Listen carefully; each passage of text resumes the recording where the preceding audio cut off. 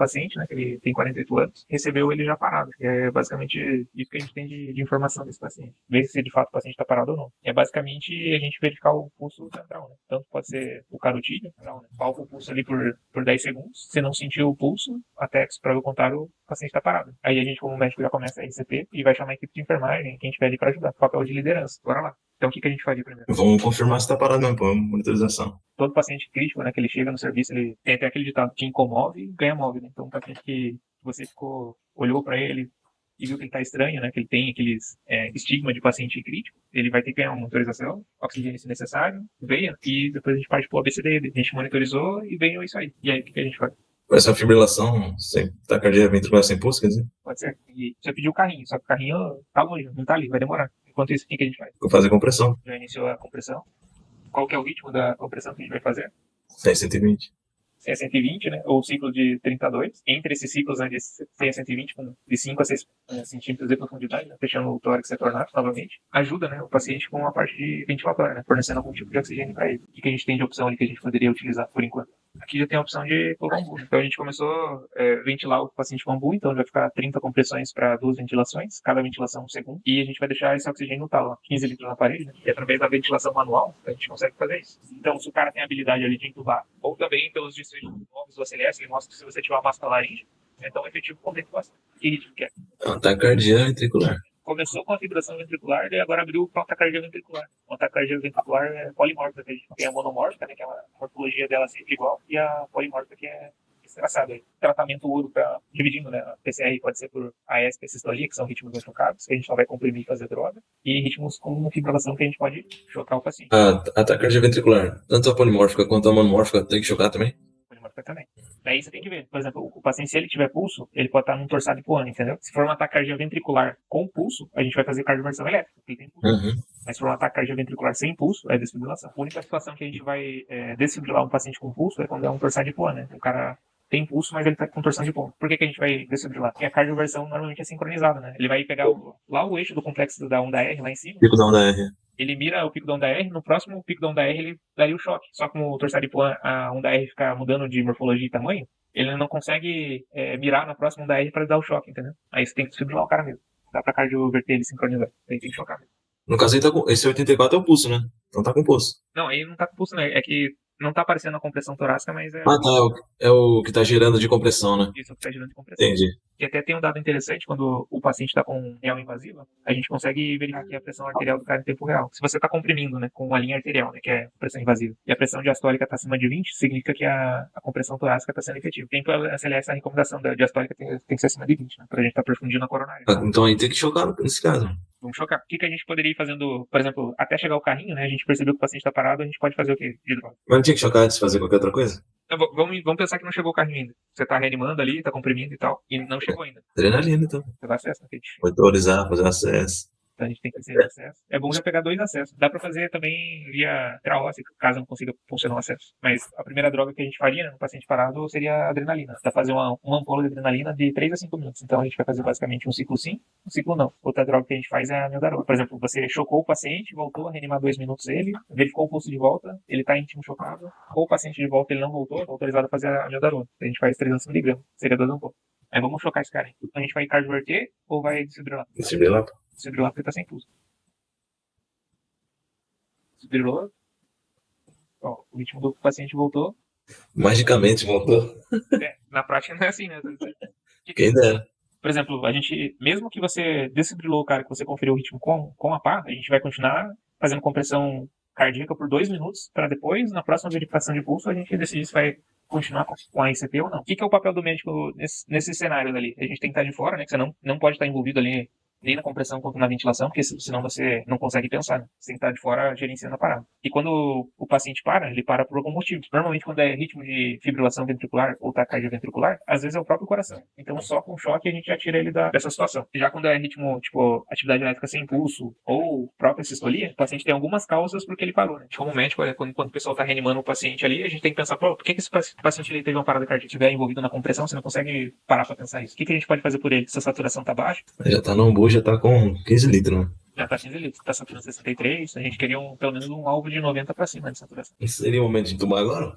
Agora seria o momento de a gente intubar esse paciente. Normalmente aqui, por exemplo, como o paciente está parado ainda, teoricamente a gente não precisa fazer sedação, analgesia, nem bloqueio neuromuscular, não precisa fazer nada, é só tubo para dentro e Brasil. Mas se quiser fazer, por exemplo, um bloqueador para tentar facilitar a intubação, ou fazer uma acetamina, também não é pecado. Intubação de emergência, ou você intuba no seco, né, que a gente fala, ou pode fazer que a gente fala que sequência rápida de intubação. Não sabe se o cara tá com o estômago cheio ou não. E se fosse uma sequência rápida de intubação, igual eu coloquei no casinho clínico lá no Instagram da Liga, você abre mão do fentanil, porque o fentanil, o tempo de ação do fentanil para ele começar a fazer efeito é 2 minutos. Então se eu administrar agora o fentanil, que é o opioide para analgesia, ele vai começar a bater daqui 2 minutos. Então não faz sentido eu fazer o fentanil, fazer na sequência rápida, né, com uma droga atrás da outra, entubar o paciente. Porque eu não vou ter esse efeito do fentanil.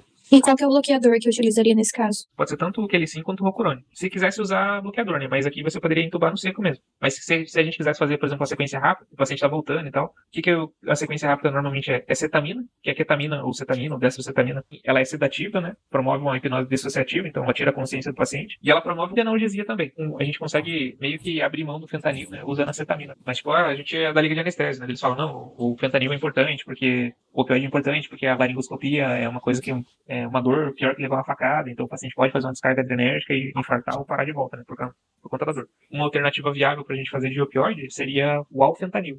O fentanil é uma família, né, de opioide, né, que é uma classe mais forte que a morfina, que a gente tem o alfentanil, tem o fentanil que a gente usa mais, o sulfentanil, que é o mais forte, e o remifentanil, né, que a gente acaba usando mais em anestesia mesmo, dentro do centro cirúrgico. Aí poderia fazer um alfentanil com mais alguma coisinha. Normalmente não vai ter no serviço. Então, ou você entuba no seco, ou faz cetamina em Quelicin ou Rocurone. Quando a gente, como anestesista, quando você for escolher, o Quelicin é rápido, o tempo, a minha vida dele é bem curta, tipo 5, 10 minutos ele sai o efeito, e o Rocurone é de 30 minutos a 1 hora. Só que o da hora do Rocurone é que ele tem um antídoto, né, que é o... Sucamadex, né? Caso a gente precisa reverter o bloqueio, a gente consegue. Já o Quelicin não, a gente tem que deixar passar. E uma das tretas do Quelicin também é que se ele tiver já uma suspeita de hipercalemia, tipo, o potássio dele já tá meio alto. E a gente faz o Quelicin aumenta de meio a 1 mEq o potássio do paciente. Despolarizante, né? Se o potássio dele já estiver no limite superior ali e a gente faz um Quelicin, talvez aumente um pouco mais o potássio e o paciente faça uma arritmia. Hipercalemia dá arritmia, né? Isso, e é uma das causas de PCE, né? Mas vamos entubar só pra gente continuar a discussão. Fizemos ali a sequência rápida com cetamina e Quelicin e vamos espetar ele no ventilador mecânico. Ô, louco, pra 100% já. Depois a gente vai pro ventilador mecânico e fazer os ajustes que a gente faria nesse paciente. Então, voltando ali, o paciente parou, né? E ele tem que ter um motivo de PCR. Ele tem que ter uma causa porque ele parou. E a gente, como médico, tem que descobrir essa causa. Ou é uma própria atividade irregular do coração que aconteceu isso, ou é por aqueles motivos lá que a gente conhece como 5H e 5T, né? Que a gente tenta buscar, né? Cara, nesse traçado aí parece que tem astracista, não parece não? Tem. Não seria interessante fazer dose de manutenção de amiodarona? Tem que fazer. E subir um pouco essa pressão dele também, né? Isso já é o racional. Com essa pressão sistólica mais baixa, menos que 90, a gente já consegue enquadrar o cara num choque, né? Aí, no caso, seria um choque cardiogênico, né? Consegue fazer algumas medidas para tentar otimizar essa volemia, né? Melhorar essa pressão arterial. Que a gente quer baixar um pouco essa frequência cardíaca aqui. Ó, abrir um soro para esse paciente inicial. O que vocês acham? Quantos ele tem? Falou ali no começo? Ele tem 48 anos. Você deveria fazer 1000 a 1, não? Não é muito. Isso aí, eu começaria com quinhentinho. Ué, vamos ver. Auscultaria, se ele não tivesse creptando base, não tivesse sinais de congestão, né, porque ele acabou de parar, e dá pra fazer um pouco mais de volume também. Fechou. Então vamos fazer um quentinho só pra ver se dá um up na pressão dele, fazer 500 de soro. Ao mesmo tempo que a gente tá aqui fazendo essa estabilização inicial, a gente tem que ter nossa pressão. A gente tem que pensar por que ele parou, né? E aí entra aquele 5H e 5T, né? O que seria o 5T, né? São basicamente as causas reversíveis que a gente tem de PCR, que seria trombo, né? Trombo também pode ser trombo coronariano, que seria um infarto, pode ser tromboembolismo, né, que seria um TEP, né, tromboembolismo pulmonar, pode ser tensão de pneumotórax, toxinas também. Trombo acho que não é nem pneumotórax, porque tá ventilando bem ali, não tá saturando bem, quer dizer? Ia estar meio zoado, a pressão tá mais baixa. E das causas dos... É cardia, né? 120 por aí. Vamos tentar buscar o diagnóstico dele, né? A gente já resolveu a PCR dele, que ele parou, só que a gente tem que descobrir o motivo. Pensando aqui no diagnóstico primário, a gente conseguiria já começar a pedir alguns exames para tentar aproximar desse diagnóstico, né? É de glicemia, gaso, hemograma e ECG. O que mais que vocês sugerem? Uma gama. Bioquímica básica ali. E os eletrólitos, né? Pedir sempre um lactato para ver como está a perfusão. Como uma das causas de PCR mais clássicas que a gente tem vai ser o quê? O próprio infarto, né? Que vai fazer Então sempre é bom tentar mensurar, no caso a gente pediria, por exemplo, a troponina. E buscar tudo que tiver de alteração possível de eletrólito. Então magnésio, fosfato, potássio, sódio, cálcio. Se tiver cálcio, pediria para NB também para a questão de insuficiência cardíaca. E como a gente entubou esse paciente, aí fazer o quê? Tem que pedir um raio-x de tórax para ver se o tubo está bem posicionado. Então vamos pedir tudo. E a pressão dele ainda está meia boca, né? Vamos começar pelo raio-x. O tubo está bem posicionado, né?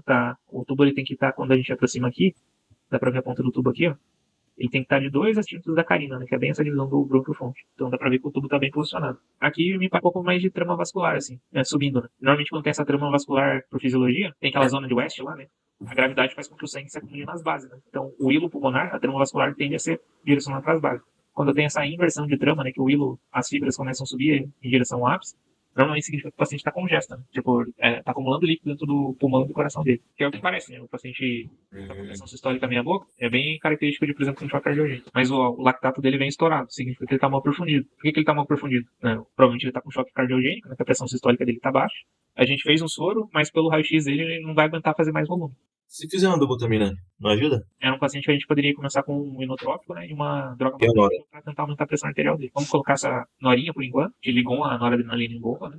A pressão arterial dele já começou a subir, ó, já melhorou um pouco. A frequência cardíaca tende a diminuir um pouco. Não diminuir um pouco porque ele tá com uma arritmia, né? Que a gente daqui a pouco já começa a tratar isso aí. Vamos continuar interpretando os exames aqui. Raio-X, a gente já viu que o tubo tá bem alocado e parece ter um pouco de congestão, então a gente vai segurar um pouco a mão na questão do volume. A parte de eletrólito aqui não emociona muito. O que vem um pouco alterado é a glicose dele vem estourada, vem alto. Por que poderia ter vindo alto? O que vocês acham? Por causa de estresse, né? Cortisol, liberação de catecolamina e tudo mais. Justamente. E tá tudo bem. Mas aí, claro que depois a gente vai tentar corrigir essa glicemia. Deixar menor que 180. Porque o paciente com uma glicemia maior que 180 mg por decilitro, ele morre mais na UTI. Né? O pH dele é 7,18, então ele tem uma acidose. E o CO2 ele tá aumentado, né? O normal vai até... O pH seria de 7,35 a 7,45. Dá pra aumentar um pouco a frequência respiratória? Nesse ventilador não, mas daqui a pouco a gente vai partir pro ventilador e a gente vai fazer esses ajustes. Mas só pra vocês terem noção que ele tá com uma gasometria que tá desajustada, né? A gente vai ter que regular isso. E os eletrolitos lá tá de boa também, não? Tá de Então boa. esse cara tá arritmia por algum distúrbio eletrolítico. Mas ele tá com ritmo... Sim, tá zoado aí. Esse é o ritmo que ele tem aqui. E, cara, como ele tá com arritmia, então vamos começar a fazer uma amiodarona pra ele e vamos dar uma interpretada nesse eletro dele aqui agora. Dá o papo aí. Como você interpretaria esse eletro aqui? Chega mais perto do Lindeon ali. Ele é o cara. Ó, deu um, tá aqui em cima. Ele tá com a DAP bem achatada, né? Beleza? Mas tem 10 centavos ainda da pena. Não, mas tem, mas bem pouquinho. O ST também tá diminuído. O ritmo dele tá regular ou irregular? Tá, aí tá regular. Tá regular porque a gente deu uma ajustada com a amiodarona. Então, olhando esse eletro aí tá regular. Quanto que seria a frequência cardíaca dele aqui? Uns 98, 100 mais ou menos. Tem 3 quadradão de distância, né? Então a frequência cardíaca dele tá em torno de 100. E aí o eixo cardíaco dele? Desce um pouco ali em AVF. Diego, Tá normal. Pode falar. não, só volta lá. Aí começa a contar aqui dessa linha, né? Escuro aqui. Isso, pega bem... 300, né? 150, 100, 75, 60, né? Seria mais ou menos. Não, era só pra tirar a dúvida. E você tentar pegar uma onda R que caia bem em cima dessa linha escura, daí você consegue contar melhor. Por exemplo, não tem uma linha que encosta na outra. Aí você contaria todos esses quadradinhos pequenininhos entre uma linha e outra, aí você pegaria 1500 e dividiria pelo número de quadradinho pequenininho. Não, fechou. Isso tá normal também. Normal, né? AVF positivo e D1 positivo. Beleza. O que mais? Cara, é que é difícil pensar. Eu pensaria por conta desse em AVF, D1, D2 e AVF aí, tá vendo? O ST ele tá bem achatado. Isso é característica de medicamento, né? Só que não tem como perguntar pro cara se ele fazia medicamento, mas dá pra ter noção do que ele é cardíaco. Beleza. Ele tem umas isquemia aí na parede anterior aí, ó. ST, a onda tá invertida aí, ó. Esse é o pulo do gato aqui desse eletro. Todas as derivações anteriores, septal e anterior. Esse é o pulo do gato desse eletro. Né? O que a gente está procurando? Alterações de eletrólitos, né, que seriam as arritmias. A gente fez a amiodarona, já deu uma segurada no ritmo dele. O que a gente tem que buscar agora é alteração isquêmica. Ele parou. Então, uma das causas pode ser infarto, pode ser TEP, né? Então a gente buscaria alterações no eletro que corroborassem com isso. Como ele parou agora, a gente pediu o tropo. Mas talvez a tropo dele não venha estourada porque ele parou agora, né, com a gente. Então, às vezes demora 1 hora, meia hora para essa tropo subir ainda. Diagnóstico diferencial, intoxicação por digitálico. Intoxicação por digital. Não dá para ver se ele tá. É uma sugestão. Mas, tipo, por ser cardíaco já, né, e tal. Mas é aquela situação que a gente conversou, né? Eu sou de Pocotó, pensa em cavalo. Tipo, o diagnóstico que você buscou tá extremamente certo. Mas já é como se fosse um unicórnio, entendeu? Um unicórnio no sentido assim, tá certo, mas talvez não seja a causa mais comum pro cara ter parado, né? Então, exatamente. Essa onda tem invertida me remete mais à isquemia de um paciente que ele tá com um processo isquêmico. Tipo, um infarto, provavelmente. Seria um infarto sem supra, né? Eu colocaria como diagnóstico diferencial aqui o infarto, né? Vamos ver o que ele sugeriu de diagnóstico diferencial para a gente. Cardiomiopatia, pneumotórax. Pneumotórax a gente descartou porque o raio-x veio bonito, não tá com cara. Embolia pulmonar é um diagnóstico possível, então a gente poderia fazer o quê? Pedir um dedímero para ver se não vem muito zoado. Sepse, não. A princípio o cara não tem risco infeccioso, não tem nada. O leuco dele veio bom, né? O glóbulo branco não deu estourado. Tamponamento cardíaco, dá pra gente fazer agora a avaliação secundária, né? Porque tudo que a gente fez foi a avaliação primária, né? Fazer aquele MOV, ABCDE. Então agora a gente consegue destrinchar melhor aquele exame físico, cardíaco e pulmonar e solicitar exame. Secção aguda de aorta Pode ser infarto e hipercalemia. Hipercalemia pode tirar, que a gente já viu ali que não é. Ele não tem alteração de eletrólito, né? Significativo. Só fazer o exame físico aqui pra tentar buscar, fazendo aquele ABCD, né? A gente avalia via aérea, tá entubado, então tá de boa. A parte respiratória, tranquilo. Circulatório, o pulso tá presente, bilateral, então já dá uma afastada em secção aguda de aorta, né? O pulso dele tá filiforme, significa que ele tá bem chocado ainda. Vamos colocar como infarto até então a causa de PCR dele. A gente fez as medidas iniciais, começou a miodarona, começou a noradrenalina pra ele. E uma coisa que a gente tem que acessar é o nível neurológico desse paciente. Por quê? O paciente que para, a gente tem uma preocupação como vai voltar o nível neurológico dele. Quando o paciente volta comatoso, os protocolos nos dizem para fazer crioterapia, ou seja, deixar esse cara gelado, resfriar ele, fazer com que a temperatura dele não passe de 37 graus. Quanto mais a gente consegue abaixar essa temperatura do paciente, tem uns protocolos que colocam o paciente até 32, 33 graus de temperatura. Quanto mais reduz essa temperatura corporal, a gente faz com que o paciente diminua o metabolismo cerebral dele. Ou seja, eu coloco o cérebro dele para descansar. Eu diminuo a sequela neurológica, né? Porque a janela, vamos pensar que ele está infartado, né? Ele está com oclusão de um vaso. A gente tem 2 horas para estar com ele dentro da angioplastia, né? Se tiver no serviço de angioplastia, ele tem que estar a menos de 90 minutos dentro da sala fazendo angioplastia. E se não tiver serviço de angioplastia, for o tempo de deslocamento para fazer uma angioplastia for maior que 2 horas, a gente vai fazer trombólise protecular, vai fazer uma medicação para ele. O resultado do eco cardíaco vem o VE, que é ventrículo esquerdo hipocinético, ou seja, ele está mais fraco, com a normalidade do movimento da parede anterior, né? Que foi bem a região que teve aquelas alterações. E a gente vê isquemia ali, né? Anterior, tinha falado. Ligar pro cardiologista para regulação e perguntar. Pede uma avaliação aí. Muito bom, né? Pedir uma avaliação dele. O cardiologista pode levar o paciente pro laboratório de cateterismo quando estiver pronto para enviar. Vamos mandar ele pro cateterismo, né? Para rolar isso aí.